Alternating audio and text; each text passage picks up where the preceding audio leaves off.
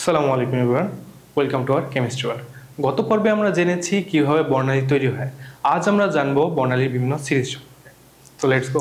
আচ্ছা, so this is an atom. So এই অ্যাটমের লাস্টের শক্তি স্তরে আমরা যে ইলেকট্রনটা দেখছি, এটা যখন প্রথম শক্তি স্তরে আসবে তখন কিছু শক্তি হারাবে। এই শক্তি হারানো শক্তিটাই বর্ণালীতে রূপান্তর হবে।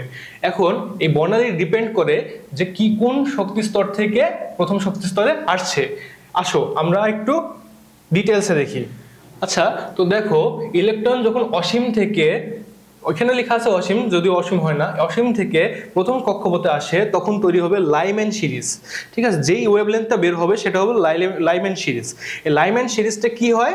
আলট্রাভায়োলেট রে হয়। আর বাকি সবগুলো যেমন দেখো একইভাবে পর্যায়ক্রমে বামার, প্যাসচেন, ব্রাকেট, ফুন্ড, হ্যামফ্রিস, এভাবে বিভিন্ন ওয়েভলেন্থের বর্ণালী পাওয়া যাবে। এবং এই যে বামার সিরিজে আমরা দেখছি শুধু এই ভিজুয়ালিজন মানে দৃশ্যমান আলোগুলা দেখা যাবে। ঠিক আছে, এরকম নতুন নতুন কনসেপচুয়াল ভিডিও পেতে আমাদের স্টাডি রুমের সাথে থাকুন।